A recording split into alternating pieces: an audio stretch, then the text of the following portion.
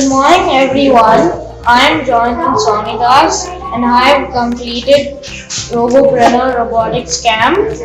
So, this is a vehicle detector. I've used a power supply, a IR sensor, and a buzzer to make the vehicle detector. So, whenever a vehicle comes and parks here, the buzzer will make the sound, and the IR sensor will sense the vehicle, the unknown vehicle, and then the security will make them pay the fine.